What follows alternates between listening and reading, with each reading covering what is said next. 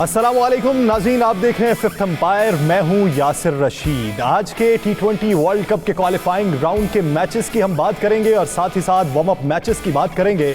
आज की जो तमाम मैचेस थे उनके जो नताइज थे वो हौसला अफजा भी थे और तवक्कुआत के एन मुताबिक भी थे। आज के जो क्वालिफाइंग मैच थे नेदरलैंड और आयरलैंड के दरमियान, तो वो आयरलैंड ने मार्का मारा। 7 विकेटों से उन्होंने मैच को अपने नाम किया। इसके साथ साथ दूसरा श्रीलंका और नमीबिया के दरमियान जो मैच था वो भी श्रीलंका ने अपने नाम किया और वो भी 7 विकेटों से अपने नाम किया। इसके साथ साथ वार्म अप मैचेस के बारे में भी बात करेंगे। जो पाकिस्तान का वेस्ट इंडीज के साथ मैच था वो भी पाकिस्तान ने 7 विकेटों से जीता है। तो आज के दिन 7 का हिंसा जो है वो भी काबिल गौर है। बेशतर टीम्स ऐसी हैं जो 7 विकेटों से जीती हैं और बेशतर टीम्स ऐसी हैं जिन्होंने 7 विकेटों से ही शिकस्त का सामना किया है। तो आज इस पूरे मंजरनामे में बात करेंगे। फिफ्थ अंपायर आमिर सुहेल साहब हमारे साथ ही मौजूद हैं। आमिर भाई, आज के मैच को सबसे पहले मैं बात आता हूं 7 के हिंसे पे। अगर आप अब तक मैचेस की कुल तादाद देखें वार्म अप मैचेस को मिला के तो वो 8 बनती है, लेकिन 7 का हिंसा बेशतर टीमें, वो आयरलैंड की हो, पाकिस्तान की हो, उसके साथ साथ श्रीलंका की हो, या हम अगर देखें पाकिस्तान वेस्ट इंडीज़ के साथ साथ अफगानिस्तान बामुकाबला साउथ अफ्रीका जो है, सिर्फ उसमें 5 का हिंसा है। बकिया तमाम मैचेस में 7 का हिंसा है। तो आज के दिन 7 के हिंसे को किस नज़र से देखते हैं? देखिए, कुछ टीमों के लिए तो ये लकी हुआ ना फिर 7 का हिंसा, जो 7-7 विकेटों से जीते हैं। पाकिस्तान, उसके बाद आयरलैंड एंड देन श्रीलंका। सो नुकता तो आपने सही निकाला। अब इसकी वजह मैं नहीं बता सकता। मेरे से वजह का ना किसी के लिए वो लकी तो है, लेकिन आप ये देखें कि जो हारी है वो भी 7 विकेटों से ही हारी। देखिए, अब वही मैं, ये आप किसी नजूमी को बिठाएं, उनसे ये पूछें। मुझे हिंसों का कोई पता नहीं। बात को आगे बढ़ाते हैं पाकिस्तान के मैच को।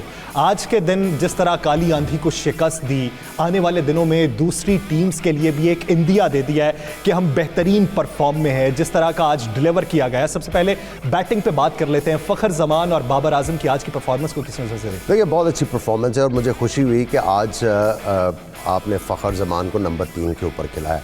मैं नहीं समझ रहा था कि उनको नंबर 3 के ऊपर खिलाएंगे, लेकिन मेरा ख्याल है कि मैथ्यू हेडन के आने से थोड़ी सी डिस्कशन हुई होगी और उन्होंने यही डिसाइड किया होगा कि एक लेफ़्ट हैंडेड बैट्समैन जो है आपकी लाइनअप का हिस्सा होना चाहिए, और वो हमेशा जो है ऑपोजिशन के लिए थोड़ा सा मसला लेके आता। आपको करेक्शन करनी पड़ती है अपनी लाइनर लेंथ की, और आई थिंक ये अच्छी इंक्लूजन है और होप करते हैं कि ये दोनों प्लेयर जो है कंसिस्टेंटली पाकिस्तान की तरफ से परफॉर्म करते रहेंगे। और लेट्स होप कि रिजवान भी जो है, मेरा ख्याल है बड़े ज़बरदस्त बैट्समैन है। वो थोड़ा सा ऑफ द बॉयल है अभी लेटली ना, काफ़ी अरसे से उनका बल्ला जो है वो कंसिस्टेंटली चल नहीं रहा, लेकिन मैं उम्मीद कर रहा हूँ कि जब मैचेस स्टार्ट होंगे तो अपनी फॉर्म को वो रीगेन करेंगे। हमने पिछले 2 दिनों के अंदर तजर्बाकार खिलाड़ियों पे बहुत बात की, अवाम के भी सवाल कुछ इस तरह की थे। आज प्रोफेसर की कारकर्दगी को कैसे देखते? बॉलिंग तो उन्होंने अच्छी की, लेकिन होता यही है कि वो आज आते ही पहले गेंद के ऊपर आउट हो गया, लेग स्पिनर की बॉल के ऊपर वॉल्श ने उनको आउट किया। लेकिन ये काफ़ी अर्से से इसी तरह हो रहा है हफीज़। आपको वो एक मैच में बड़ी इनिंग्स खेल के देंगे और फिर दूसरे मैचेस 2-3 मैचेस में उनकी परफॉर्मेंस जो है वो एवरेज रहेगी। वो इसी तरह परफॉर्म करते आ रहे हैं, तो you have to deal with that. और यही उम्मीद कर सकते हैं कि बड़े जब मैचेस स्टार्ट होंगे तो उनकी फॉर्म में कंसिस्टेंसी आएगी और कंट्रीब्यूट करेंगे बल्ले के साथ हैविली पाकिस्तान के लिए। तो आप बॉलिंग में क्या देखते हैं कि बॉलिंग में शाहीन शाह अफरीदी 4 ओवर्स करवाना और 41 रन्स दे देना, और साथ में आप देखें कि 10 से ज़ायद की एवरेज जा रही। देखिए, एक तो प्रैक्टिस मैच था, आप फुल थ्रॉटल पे तो जा नहीं रहे होंगे मेरा ख्याल है, और वेस्ट इंडीज़ ने भी अपनी पूरी टीम को खिलाया नहीं है कुछ प्लेयर्स को। तो आई थिंक जो पाकिस्तान को चीज़ एड्रेस करने की ज़रूरत है। देखें, ये पिचेस इस तरह की हैं कि यहाँ पे फ्री फ्लोइंग स्ट्रोक नहीं लग रहे। अब शॉट मारना मुश्किल। आपने इनसाइड एजेस काफ़ी देखे होंगे जिन्होंने स्टम्प्स को हिट किया। तो आई थिंक पाकिस्तान के बॉलर्स को जल्दी से डिसाइफर करना है और कप्तान को भी डिसाइफर करना है कि अगर मैंने आखिरी ओवर करवाने हैं तो किस बॉलर से करवाने हैं कि उसको मार पड़ने के कम चांसेस हों, क्योंकि यहाँ पे जिस तरह की पिचेस हैं मेनली जो बैटर्स होंगे पूरे जो टीमें compete कर रही हैं उनका फोकस फास्ट बॉलर्स के ऊपर होगा कि अगर हमने रन्स हासिल करने हैं तो इनको अटैक करना पड़ेगा। और दूसरा ये है कि जो ऑस पड़ रही है जब आप डिफेंड करने जा रहे हो तो अभी से इनको गीले बॉल से प्रैक्टिस करने की ज़रूरत है ताकि जब क्रूशल मैचेस में आए। पाकिस्तान के मैच पे एक आखिरी सवाल मुझे, आप हारिस रऊफ की परफॉर्मेंस को कैसा देखते हैं कि आप ये देखें कि 3 ओवर्स पहले करवाते हैं, 12 रन देते हैं, आखिरी ओवर जब चौथी करवाते हैं तो 20 रन से। इसीलिए मैंने कहा कि आपको ये अभी से डिसाइफर करना है, अभी से देखना है कि कौन से बॉलर्स आपको आखिरी ओवर अच्छे करके दे सकते हैं। सही, अभी से देखना है, क्योंकि क्रूशल मौके के ऊपर अगर किसी को मार पड़ेगी तो मैच हाथ से भी जा सकता है। तो नाज़रीन, अब हम बात करते हैं हालिया जो मैच था, मैच श्रीलंका और नमीबिया के दरमियान, तो वो मैच किस तरह हुआ उस पर डिस्कशन करने के लिए हमें श्रीलंका से ज्वाइन किया है हमारे मोअज़्ज़ज़ मेहमान, साबिक वहाँ के क्रिकेटर हैं, हालिया कमेंटेटर हैं। तो उनकी तरफ बढ़ते हैं। रोशान अभी सिंघे ने हमें ज्वाइन किया है।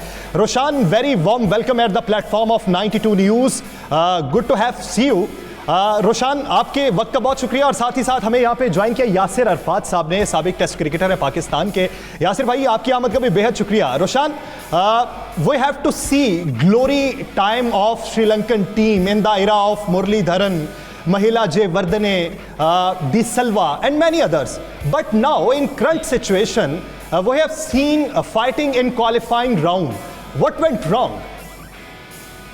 Well, it's a long story, as you know. It didn't happen yesterday.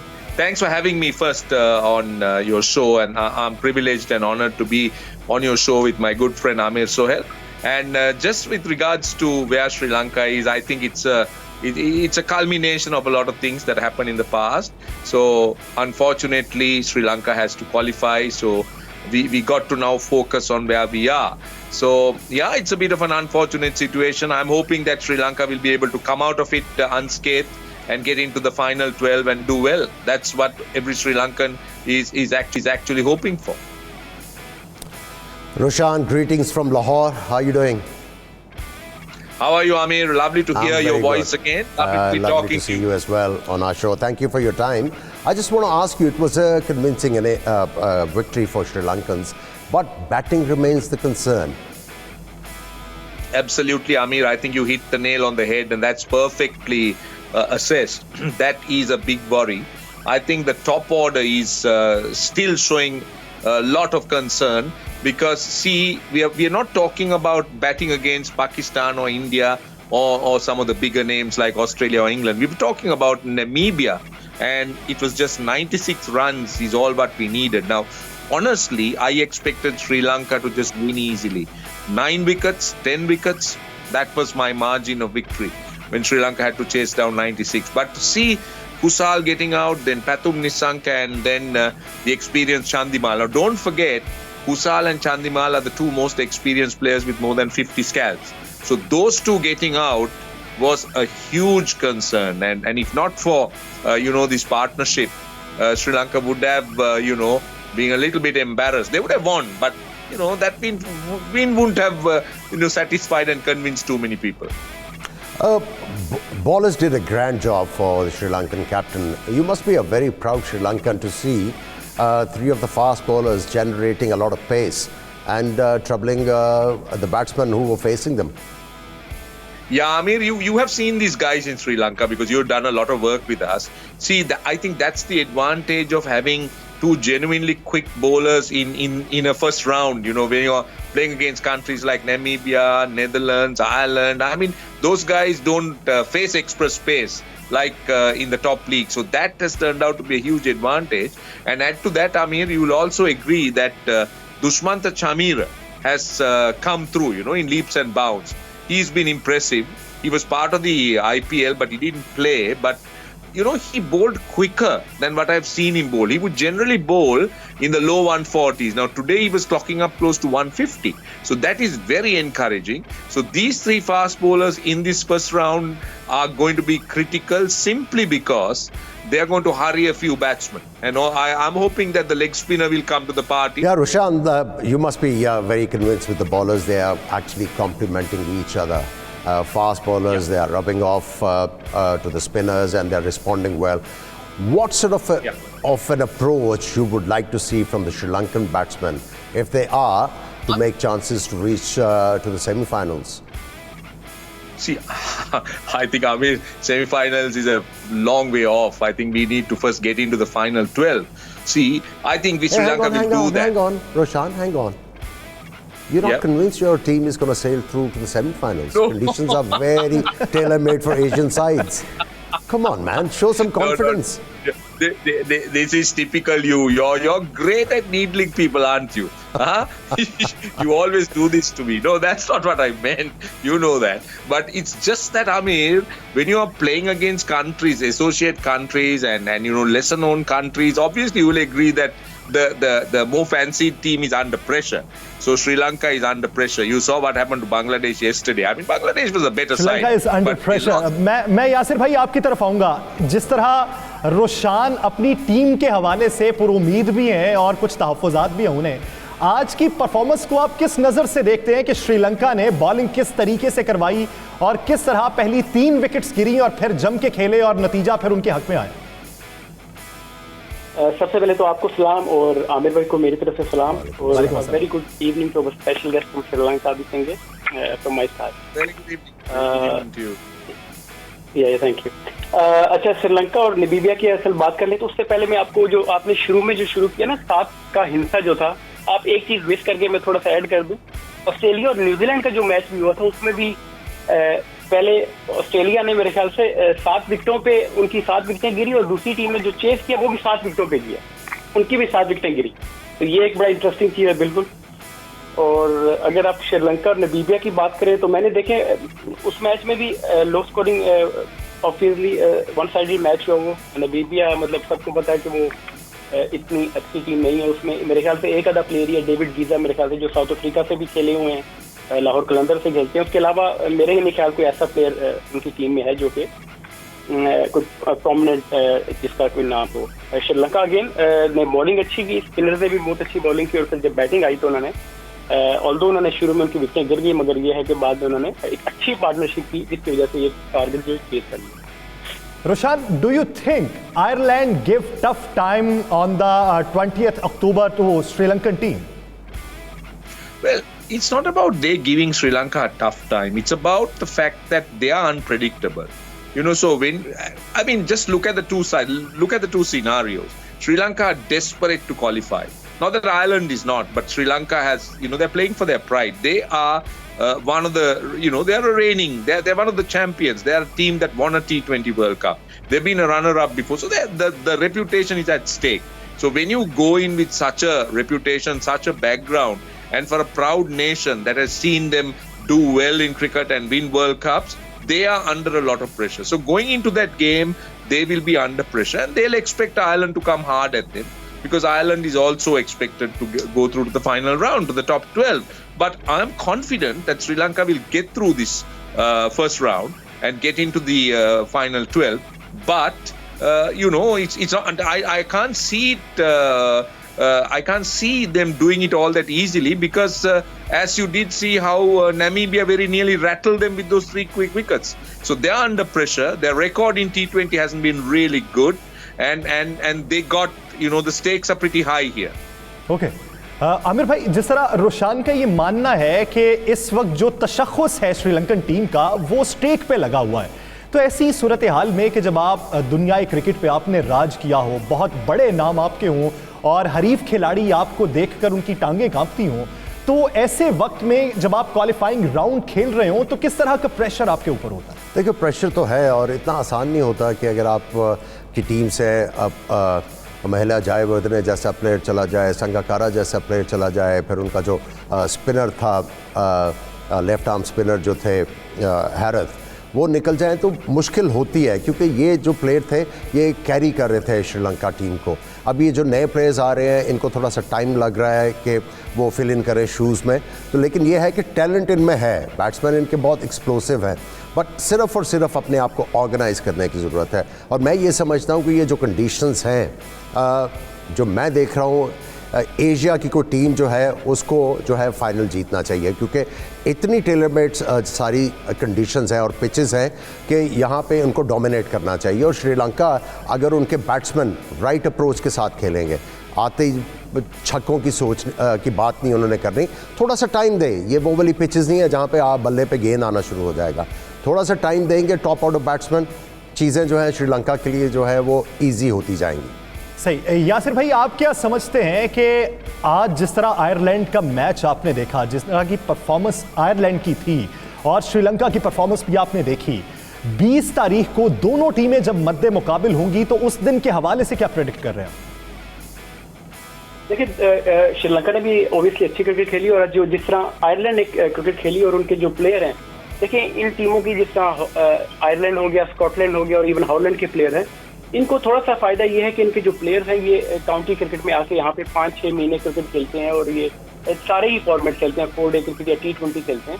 और इवन अब जिस 100 हुए थे उनके काफी प्लेयर्स में खेले, तो वहां से इनकी प्लेयर्स की जो डेवलपमेंट होती है वो बड़ी अच्छी डेवलपमेंट होती है। तो उसमें आप देखें जिस तरह कि वो उनके जो फास्ट बॉलर थे कैंपर, उन्होंने 4 बॉलों पे 4 आउट किए, उसके बाद दूसरे जो उनके फास्ट बॉलर थे एडाय, उन्होंने भी 3 विकेटें ली। तो ओवरऑल उनकी अगर आप परफॉर्मेंस देखें, फिर जब उनकी बैटिंग जब आई तो उनके जो पॉल स्टर्लिंग है वो मशहूर है बिग हिट्स खेलने के लिए, मगर ये है कि उन्होंने जब देखा कि उनकी तरह दूसरी विकेट उनके जो पार्टनर है वो जल्दी आउट हो गए, तो उन्होंने रिस्पॉन्सिबिलिटी ली और कोशिश उन्होंने यही की कि मैच को फिनिश करके आए। हालांकि उनके बाद एक उनके जो नंबर 4 पे बैटिंग करने आए थे प्लेयर, उन्होंने बड़ी अच्छी बैटिंग की, स्ट्राइक मतलब अग्रेसिव खेला, मगर पॉल स्टर्लिंग ने ये समझा कि मुझे यहाँ पे रहना पड़ेगा और मैच को फिनिश करके आना पड़ेगा। तो आयरलैंड ने भी ओवरऑल जो आप देखें फील्डिंग उनकी आप देख लें, ये जो आयरलैंड स्कॉटलैंड, इनको एज ये है कि इनकी फील्डिंग बहुत अच्छी है। कल आपने जिसका स्कॉटलैंड की फील्डिंग देखी, तो इन टीमों को ये थोड़ा एज है। ओवरऑल अगर जब श्रीलंका के खिलाफ खेलेंगे तो श्रीलंका की जो स्ट्रेंथ है वो स्पिन है और मुझे लगता है कि वो इनको फंसाने में कामयाब हो जाएंगे। Yeah, Roshan, I've got a couple of questions before we let you go, and thank you because you're way past your bedtime, aren't you? Yes, but Okay. how can Mahesh Tikshana, he picked up a wicket on his debut with the first delivery, and now we have seen him doing it again in T20 World Cup, first delivery of his first over. He's growing in stature every day.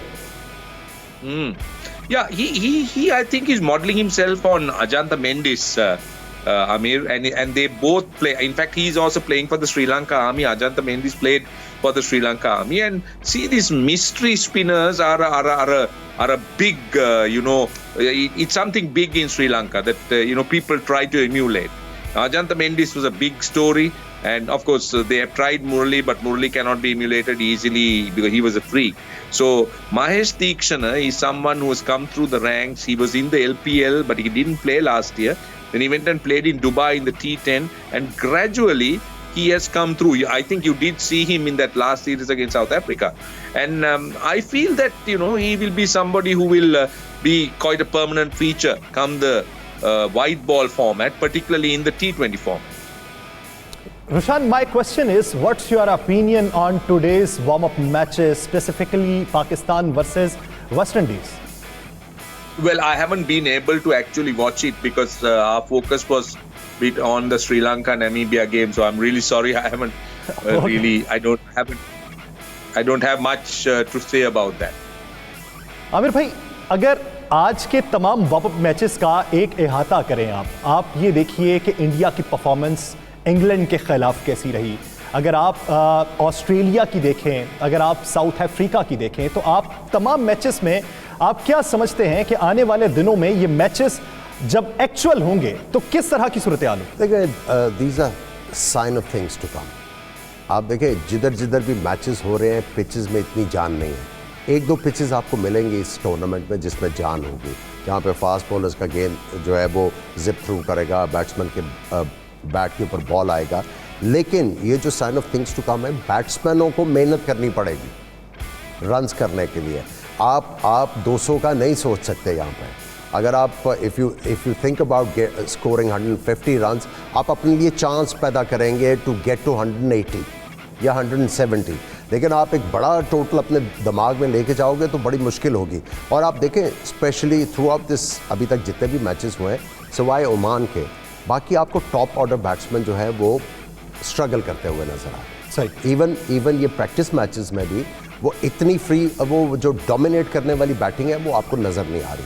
So I think ये अभी से सारे बैट्समैनों को अपने दिमाग में बिठा लेना चाहिए कि हमने इस T20 वर्ल्ड कप में किस अप्रोच के साथ जाना है।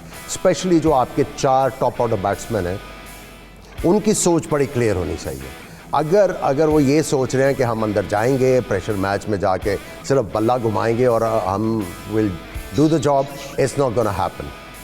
यानी हमें स्टैट के ऊपर खेलना है कि पहले जो 4 बल्लेबाज हैं वो अपना स्टैट सेट करके आए कि हमें कितने ओवर्स तक टिक के खेलना है और कितनी देर उसे टिक के रखना। देखिए यही जो आपका क्वेश्चन है इसको मैं मिक्स करके रुशान की तरफ जाता हूँ because he has to go.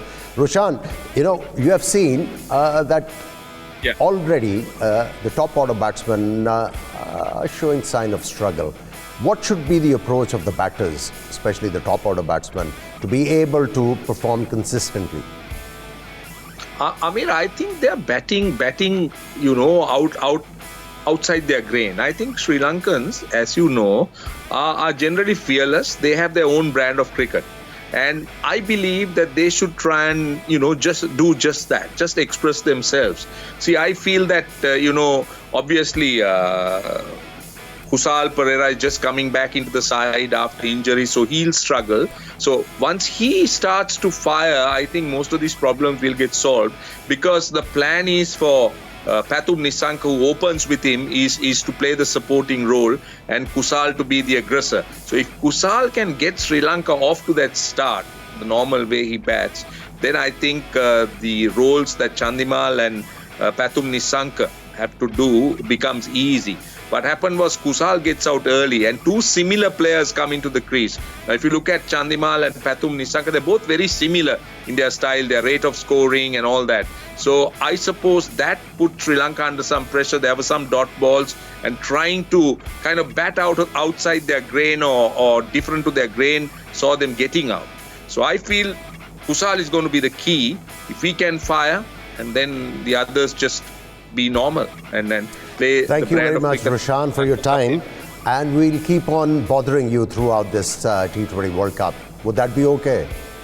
Best wishes for the Sri Lankan team and thanks for joining us.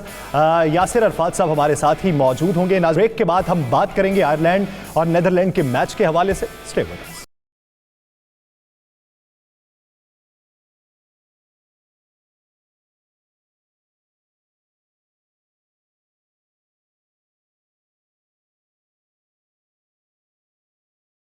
Welcome back नाज़रीन, आज के पहले क्वालिफाइंग मैच की बात करेंगे जो आयरलैंड और नीदरलैंड के दरमियान था। नीदरलैंड ने पहले बैटिंग करते हुए 106 रन्स का हदफ दिया, जो आयरलैंड ने बाआसानी 3 विकेट्स के नुकसान पर पूरा कर लिया। लेकिन सनसनीखेज मैच उस वक्त शुरू हुआ जब 51 रन्स पर 3 खिलाड़ी आउट थे। तो कर्टिस कैम्फर जो है वो क्रीज पर आए, उन्होंने गेंदबाजी का मुजाहिरा किया। चौथी विकेट गिरी एक बॉल पे, अगली बॉल पे 5वीं गिरी, अगली पे 6ठी गिरी, उससे अगली पे 7वीं गिरी। आमिर भाई, आज अगर आप कैम्फर की वो परफॉर्मेंस देखें कि 4 गेंदों के ऊपर 4 खिलाड़ी आउट, मैच का पूरा पांसा ही पलट दिया, तो कैसी देखते हैं परफॉर्मेंस? ये बड़ी ज़बरदस्त परफॉर्मेंस है और 4 गेंदों के ऊपर 4 खिलाड़ी आउट करना रोज़ नहीं होता। I think he is the third player, third bowler जिन्होंने ये कारनामा अंजाम दिया। और बिल्कुल ही जिसको कहते हैं लिटिल मीनिंग्स में कि कमर ही तोड़ के रख दी उन्होंने। तो आज दिन था उनका, और देखिए अच्छे ऑलराउंडर हैं, अपनी लिमिट्स में रह के सारा कुछ करते हैं, बैटिंग भी करने आते हैं तो विद इन लिमिट्स खेलते हैं। बॉलिंग भी जो उन्होंने की ज़्यादातर वो एम करते हैं कि विकेट्स में बॉल किया जाए विद अ स्लाइट एंगल, जो विकेटों की तरफ गेंद को लेके जा रहा है। उसके बाद बैटिंग भी अच्छी की, एक्सपीरियंस प्लेयर है, साउथ अफ्रीका में बॉर्न हुए, जोहान्सबर्ग में, वहाँ क्रिकेट खेली, काफ़ी कुछ लर्न किया होगा। फिर साउथ अफ्रीकन अंडर 19 के लिए भी इन्होंने खेला हुआ है, तो एक्सपीरियंस तो है। तो वो नज़र आ रहा है आपको वो जो उन्होंने एक्सपीरियंस साउथ अफ्रीका में गेन किया खेलते हुए। तो इसमें शामिल गुफ्तगू कर लेते हैं, यासिर भाई हमारे साथ ही मौजूद है। यासिर अरफात भाई, कैसी देखते हैं परफॉर्मेंस आज कैम्फर की? कर्टिस कैम्फर ने जिस तरह 4 गेंदों पर 4 खिलाड़ियों को आउट किया और वो मैच सारे का सारा अपने हाथ में कर लिया, पीछे मैच बचा ही कुछ नहीं। देखिए, जो कैम्पर का मेरे ख्याल से जो रोल है इस टीम में वो यही है कि मिडल में आके बॉलिंग अगर आप उनको देखें तो आई थिंक वो तीसरे चौथी चेंज में आए, 5वें नंबर पे उन्होंने आके बॉलिंग की और वो ये 4 विकेटें उन्होंने ली, उनको अगर आप देखें वो है भी ऐसे ही लगता है कि आप देखें उसमें 2 तो लकी रहे, ऑल दो विकेट्स तो विकेट्स ही होती हैं जिस तरह भी हो, मगर 2 जो उन्होंने लेग बिफोर किए तो वहाँ से पता चलता है कि वो थोड़ा सा रिवर्स करने की भी उनमें एबिलिटी है, उनकी पेस भी है। तो मेरा ख्याल है कि वो उनका जो रोल है इस टीम में वो यही है कि मिडल में आके straight wicket to wicket bowling करें, जिसकी वजह से वो आज उन्होंने वो किया और वो कामयाब हुए, सक्सेसफुल रहे और जिसका उनकी टीम को फ़ायदा हुआ। आमिर भाई, अगर हम नेदरलैंड की टीम का कंपैरिजन आयरलैंड के साथ करें तो क्या इतनी हल्की टीम है कि आयरलैंड इस आसानी के साथ मैच को अपने हाथ में कर ले? देखिए, कल इसी बात को हम लेकर डिस्कशन कर रहे थे कि आयरलैंड ने ज़्यादा क्रिकेट खेली हुई है यूएई में। अभी रिसेंटली उन्होंने अफ़गानिस्तान के साथ सीरीज़ भी खेली, तो उनको एक्सपीरियंस है ऐसी पिचेस के ऊपर खेलने का। नेदरलैंड्स के जो प्लेयर्स हैं उनका इतना एक्सपीरियंस नहीं है, एक्सपोजर भी नहीं है। ठीक है, काउंटी या क्लब क्रिकेट इंग्लैंड में वो खेलते होंगे, लेकिन इन कंडीशंस का उनको इतनी अच्छे तरीके से जो है वो इदराक नहीं है, जिसकी वजह से उन्होंने स्ट्रगल किया। ऑल्दो उनके मैक्स वुडाउड ने काफ़ी ज़्यादा फाइट की, लेकिन दूसरी तरफ से कोई उनको मदद नहीं दाऊद मिली। की 50 जो है वो काम तो कर नहीं सकी। दाऊद की 50 के बावजूद भी टीम हार चुकी है। हम बात कर लेते हैं दूसरी तरफ। हमारे यहाँ तासुर ये पाया जाता है कि खिलाड़ी जो होते हैं वो काफ़ी फिट होते हैं, रोज़ का जिम सेशन उनका होता है, पूल सेशन होता है, रोज़मर्रा की बुनियाद पे ट्रेनिंग सेशन उनके सख्त होते हैं। आमिर भाई, अगर आप ये देखें कि स्ट्रेलिंग उसको अगर लेके हम बात करें, हमारे यहाँ आज़म खान को लेकर बहुत सी बातें होती हैं। शुएब अख्तर का ये मानना है कि वो अपना 50 किलो वज़न कम करें, लेकिन अगर हम स्ट्रेलिंग को मौजूदा सूरत हाल में देखें तो जिस तरह उनका वज़न है उसको लेकर उनकी परफॉर्मेंस पे क्या कहें? देखिए, कंट्रीब्यूट तो कर रहे हैं, बॉलिंग भी अच्छी कर लेते हैं, उसके बाद आज बैटिंग भी अच्छी की। ठीक है, उन्होंने 2-4 चांसेस तो लिए, हवा में हिट किया, लेकिन उन्होंने जो 30 स्कोर किया ऑक्यूपाई करके क्रीज 39 डिलीवरीज खेले हैं वो।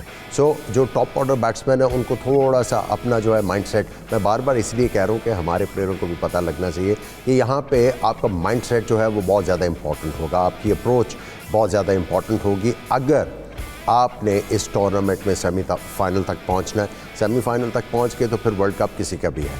सो मैं ये समझता हूं जो कंडीशंस हैं इस वक्त इस वर्ल्ड कप में जो आपको नज़र आ रही हैं, वो ये है कि ये सूट कर रही है एशियन टीम्स को।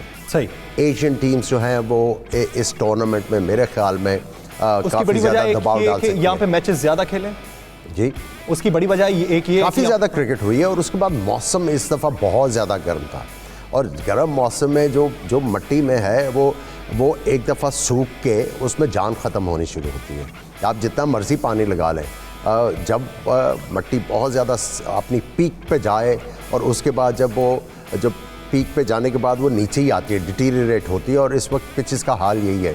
और बड़े लकी टीमें होंगी कि जिनको अच्छी जो है वो सपोर्टिंग पिच मिलेगी, वरना इधर हार्ड वर्क ही होगा मेरे ख्याल में। अच्छा, ज़्यादा जम के तवज्जो देने की ज़रूरत है। यासिर भाई, क्या समझते हैं आज की डेलाने की परफॉर्मेंस आपकी नज़र में ऑस्ट्रेलियन की परफॉर्मेंस से किस हद तक बेहतर थी, और रन रेट को जिस तरह उन्होंने मैनेज किया वो किस हद तक बेहतर था?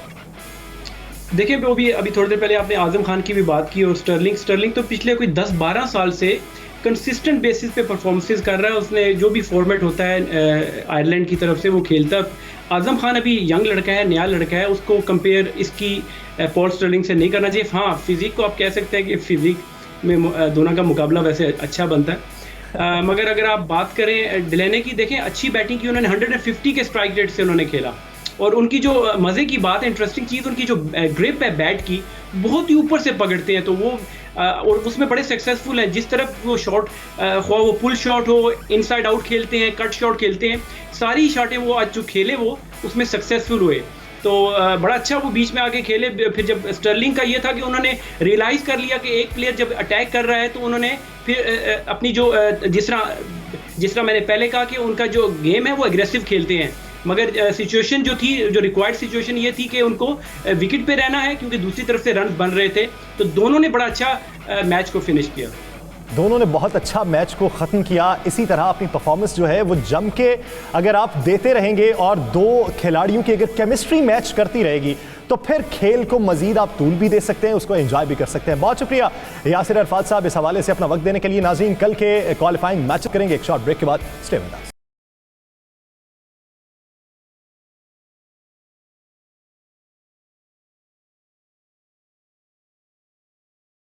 Welcome back. नाज़रीन, कल के क्वालिफाइंग मैचेस की हम बात करें तो पहला मैच है ग्रुप बी की टीम स्कॉटलैंड और पीएनजी के दरमियान। तो स्कॉटलैंड जो है वो फातेह है, पीएनजी जो है वो अपनी सर्वाइवल की जंग लड़ेगी। दूसरा मैच जो है वो ओमान और बांग्लादेश के दरमियान है, तो ओमान भी अपना एक मैच पहले जीत चुका है, बांग्लादेश भी अपनी सर्वाइवल की जंग लड़ रहा है। तो एक तरफ अगर हम कैप्टनसी का कंपैरिजन करें स्कॉटलैंड का कायल और जो हमारी दूसरी टीम है पीएनजी असाद वाला, तो ये दोनों को लेकर आप क्या आमिर भाई समझते हैं कि पीएनजी उसके लिए जो सर्वाइवल की जंग है उसमें थोड़ा सा कामयाब हो जाएगी या फिर स्कॉटलैंड को हराना जरा मुश्किल? देखिए स्कॉटलैंड जब बांग्लादेश को हरा लिया तो उनका जो कॉन्फिडेंस जो है मेरा ख्याल है स्काई रॉकेटिंग होगा और उनमें जो बिलीफ भी है वो आ गया होगा। और अब जो है कल का इंटरेस्टिंग बहुत डे है, बहुत ज़्यादा इंटरेस्टिंग होगा। उस पर यह है कि बहुत ज़्यादा चैलेंजेस हैं ऑलमोस्ट सारी टीमों के। आपने खुद जिक्र किया कि पीएनजी को सरवाइव करना टूर्नामेंट में, अगर उन्होंने चांसेस क्रिएट करने हैं टू मूव फॉरवर्ड। उसके बाद बांग्लादेश अगर कल अच्छा नहीं करता तो they might have to go back to Bangladesh, लेकिन आप ये देखिए कि ओमान की टीम का जिस तरह का जज्बा था और जिस तरह उन्होंने जज्बे के साथ खेला, एक तो होम ग्राउंड का तो एज था, लेकिन कल के मैच में ओमान और बांग्लादेश का अगर हम कंपैरिजन करें तो बांग्लादेश की टीम जो है वो ओमान से तो बज़ाहिर ऊपर है, लेकिन क्या समझते हैं कि मैच के बाद एक मैच वो हारी हुई, एक वो जीती हुई, तो दोनों में से अंडर प्रेशर कौन दिखाई दे? देखिए दोनों अंडर प्रेशर होंगी और जो चैलेंजेस हैं वो ये हैं कि बांग्लादेश ने अगर मैच जीतना है, अगर वो मैच जीतते हैं तो मेक श्योर करना है ओमान को कि वो जो डेफिसिट है वो बहुत ज़्यादा कम हो। उसकी वजह यह है कि अगर कल बांग्लादेश जीतती है तो मोस्ट प्रोबेबली जो यहाँ पे ग्रुप में पोजीशन होगी, कुछ टीमें दो मैच जीत के एक जितने पॉइंट्स के ऊपर वो पॉइंट्स टेबल पे होंगी। नेट रन रेट जो है वो बहुत ज़्यादा क्रूशल और इम्पॉर्टेंट हो जाएगा। सो मार्जिन ऑफ विक्ट्री जो है वो अगर बांग्लादेश ने जीतना है तो बड़ा रखना होगा। अगर ओमान हारती है तो उन्होंने उनके लिए चैलेंज है कि डेफिसिट कम हो और वहाँ पे स्कॉटलैंड को जो है वो मेरा ख्याल है बहुत ही बड़े मार्जिन से हराना है पीएनजी को, ताकि वो क्लियर हो जाए अपने नेट रन रेट के ऊपर। अगर वो अगला मैच हारते भी हैं ओमान से तो दे आर सिटिंग प्रिटी। क्या समझते हैं पहले मैच के अंदर अगर कोई भी टीम खेलती है पहले कितना हदफ वो देंगे तो वो चेस करने में मुश्किल हो सकती है? देखिए 116 पिचेस के ऊपर जो है आप पहले दोनों टीमों को देखते हुए फिर उसका देखिए अभी जो टीमों का होगा पीएनजी के खिलाफ ऑब्वियसली जो स्कॉटिश टीम है वो 150 पहले सोचेगी और उसके बाद उसके ऊपर जितना भी हो गया उनके लिए बोनस होगा। उसके अलावा बांग्लादेश को जो है वो थोड़ा सा अपने लिए मार्जिन क्रिएट करना है बड़ा टोटल करने के लिए। लेकिन आप ये देखें कि अभी तक के जो क्वालिफाइंग मैच है उसमें 150 तक तो कोई भी नहीं गया। स्टेट ऑफ पिचेस इस तरह की और प्लस जो एबिलिटी ऑफ द प्लेयर्स को भी आप बात कर लें वो अभी वो वाली आपको नज़र नहीं आ रही। तो थिंग्स विल चेंज, कंपटीशन जो है वो हॉट अप तो ज़रूर होगा। तो दूसरे मैच में कैप्टनसी अगर देखें, एक तरफ ज़िशान मकसूद की सरबराही और दूसरी तरफ महमूदुल्लाह की, तो दोनों में से तजुर्बाकार खिलाड़ी जो हैं वो भी ज़्यादा बांग्लादेश में हैं, तो दोनों का मुकाबला वो कैसा? देखिए जो इम्पोर्टेंट चीज़ है ओमान के लिए वो ये है कि वो जीत गए हैं। अब उनको जाके अब उन्होंने अपने लिए चांस क्रिएट कर लिया to move forward in this T20 world cup. उनको जाके क्रिकेट एंजॉय करनी है, अपने ऊपर एक्स्ट्रा प्रेशर लेने की ज़रूरत नहीं है। उनको जाएँ, उन्होंने कहा we are here for the reason और हमने जो है अपना ब्रांड ऑफ क्रिकेट खेलना है। उनको कोई डिफरेंट करने की ज़रूरत नहीं है। अगर वो ये कर पाते हैं तो वो सरप्राइज़ कर सकते हैं बांग्लादेश की टीम को। और कल बांग्लादेश की टीम को बहुत ज़्यादा अलर्ट होकर खेलने की ज़रूरत है। अगर उसी तरह खेले जिस तरह वो स्कॉटलैंड के ख़िलाफ़ खेले हैं तो फिर तो मेरा ख्याल है कि वापसी की टिकटें उनको कराना पड़ेगी। लेकिन हम अगर गुज़श्ता मैच ओमान का देखें तो ओमान की फील्डिंग काफ़ी कमज़ोर हमें दिखाई दी थी। बॉलिंग बेहतर है, बैटिंग ऑर्डर भी उनका ठीक है, लेकिन फील्डिंग पे कितनी तवज्जो देने की ज़रूरत है? बहुत ज़्यादा ज़रूरत है। आप देखें कि स्कॉटलैंड की टीम जीती इसी वजह से कि उनकी फील्डिंग जो थी आउटस्टैंडिंग थी। अगर आप नामीबिया की भी बात कर लें, अगर वो एक दो चांसेस वो ना गिराते तो ये मैच को और ज़्यादा डीप लेके जा सकते थे। तो फील्डिंग तो बहुत ज़्यादा क्रूशल है, स्पेशली T20 क्रिकेट में, जब आपको पता है कि दो जो हैं ओवर्स वो सारे मैच का नक्शा चेंज कर सकते हैं। तो आपको 20 ओवर्स में एट एवरी टाइम आपको अलर्ट रहने की ज़रूरत है, होशियार रहने की ज़रूरत है। होशियार रहने की ज़रूरत है। नाज़रीन, हमारे इस प्रोग्राम का एक अहम हिस्सा है सवाल व जवाब। आप सवाल करते हैं, हम उसके जवाब देते हैं और हर रोज़ एक सवाल करने वाले का इंतखाब किया जाएगा जो बेहतरीन सवाल करेगा। तो हमारे कल जिन्होंने सवाल किया वो हमारे आज के विनर हैं, उनका नाम है हमजा राजा और ताल्लुक़ उनका लाहौर से है। तो हमजा राजा जिन्होंने सवाल किया आमिर भाई से, और आमिर भाई आपने उस सवाल को एंजॉय भी किया, तो हमजा राजा के लिए गिफ्ट 92 न्यूज़ के फिफ्थ एम्पायर के प्लेटफॉर्म से ये हमजा राजा का गिफ्ट है, उन्हें पहुंचा दिया जाएगा। और आज के सवाल हम लेंगे कि आज कौन से सवाल हैं और आज के सवाल में बेहतरीन सवाल का इंतखाब आपको कल दिखाया जाएगा। तो सवाल ले लेते हैं आमिर भाई। आज ओपनिंग जो है वो सिलेक्ट करके भेजी है, आया वो दुनिया को टफ टाइम दे पाएंगे? आजकल टॉप टीमें T20 में पावर रेटिंग भी कर रही हैं, पाकिस्तान इसमें पीछे क्यों है? ये जो पाकिस्तान में यंग टैलेंट है इनमें से क्यों नहीं अब्दुल रज़ाक जैसा टैलेंट, अजहर महमूद जैसा टैलेंट आगे क्यों नहीं आ रहा? मोहम्मद आमिर को क्यों नहीं T20 वर्ल्ड कप का हिस्सा बनाया गया? आमिर भाई, कुछ रिवायती सवाल कि वो पुराने ऑलराउंडर जैसा टैलेंट इन यंगस्टर्स में क्यों नहीं है, तो वो आपके पास उसका तसल्ली बख्श जवाब क्या है कि टैलेंट है, मौका नहीं मिलता, या हमारे यहाँ वैसी तरबियत नहीं होती? देखिए, आपको नेचुरल टैलेंट जो है उसको आइडेंटिफाई करना होता है। नेचुरल टैलेंट हर चीज़ नहीं होती, आपको उसके लिए डेडिकेशन, हार्ड वर्क और स्मार्ट वर्क की ज़रूरत होती है। बेसिकली हार्ड वर्क जो है वो पुराना हो गया क्योंकि अब हर चीज़ स्मार्ट है, तो आपको वर्क भी जो है वो स्मार्ट करना पड़ेगा। और उसके बाद सेक्रीफाइस बहुत इंपॉर्टेंट चीज़ है। जब डिसिप्लिन होगा तो आप सेक्रीफाइस भी करोगे, वो चीज़ें अभी आपकी नज़र नहीं आ रही। बेसिकली जो पहले मेंटरिंग होती थी अब वो वाली नहीं है। पहले जो आपके वॉलंटियर्स थे क्रिकेट में वो आपको आप ये बहुत तो देखिए कि पहले इतने कोचेस भी नहीं होते थे, अब हर चीज़ का कोच अलग से है, तो उसके बावजूद भी ये बड़ा लंबा टॉपिक है, इसको कभी फिर टच करेंगे, ये लंबी बात होगी। दूसरा सवाल, चले दूसरे सवाल की जानिब बढ़ते हैं। मोहम्मद आमिर की वापसी क्यों नहीं हो पाई? देखिए, आई थिंक अब हमें आगे बढ़ना चाहिए। सही। अब आप ये कहेंगे फिर आगे बढ़ना चाहिए तो फिर शोएब मलिक फिर क्यों शोएब है? मलिक और वो हफीज़ क्यों है? देखिए, आपके पास रिप्लेसमेंट्स हैं बॉलर्स की। अगर आप शाहीन शाह अफरीदी की बात करते हैं और भी काफ़ी टैलेंटेड बॉलर्स हैं, उनको सिर्फ ग्रूम करने की ज़रूरत है। तो आपके पास बेंच के ऊपर काफ़ी अच्छे बॉलर्स मौजूद हैं। अब हमें आगे बढ़ना है। और एक और जो क्वेश्चन आया हुआ था, I think that was very interesting one, power hitting. Power hitting, जी। देखिए, बात यह है कि हमें अब इससे हटना है।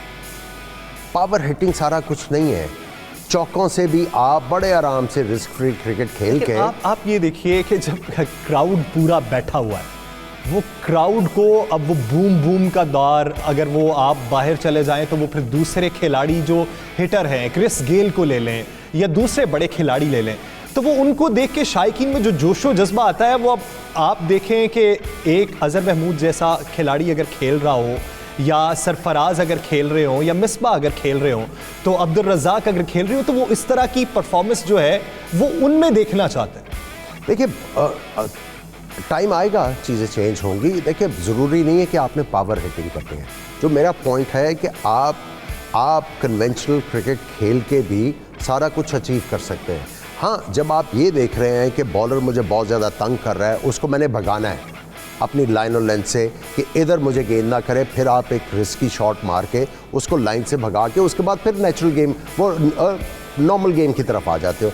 जब हम ये करना शुरू करेंगे तब हमारी क्रिकेट में कंसिस्टेंसी आएगी। अगर हम लोग यही छक्कों के ऊपर रिलाई करते रहे, हमारी क्रिकेट कभी आगे नहीं बढ़ेगी। हमें कल्चर चेंज करना है। लेकिन आप ये देखिए कि अब फॉर्मेट रफ्ता रफ्ता शॉर्ट होते जा रहे हैं। अब T10 लीग आ गई, T20 लीग आ गई, कहाँ पे वो टेस्ट मैचेस होते थे, अब T20 को जितना लोग एंजॉय करते हैं वो एक अलग से है। देखिए, जो रियलाइज़ करने की चीज़ है, T20 फॉर्मेट जो था वो सारी दुनिया के लिए नया था, पाकिस्तान और इंडिया के लिए नया नहीं था। पाकिस्तान में T20 क्रिकेट जो है वो बहुत ज़्यादा हुआ करती थी। अब ये देखें कि शुरू में बॉलर डरता था कि मुझे छक्के ना पड़े, मुझे मार ना पड़ जाए। अब बॉलर्स को बॉलिंग करनी आ गई। एक आखिरी सवाल, कल के हवाले से आप क्या कहते हैं, PNG या स्कॉटलैंड? Scotland, Oman, Bangladesh? मैं समझ रहा हूँ बांग्लादेश। बांग्लादेश। तो नाज़रीन, कल बांग्लादेश और स्कॉटलैंड के जीतने के इम्कानात ज़्यादा हैं। कल मिलेंगे इसी प्लेटफॉर्म पे, इसी जगह 11:03 पर। देखते रहिए फिफ्थ एम्पायर। आज से दीजिए इजाज़त, अल्लाह ने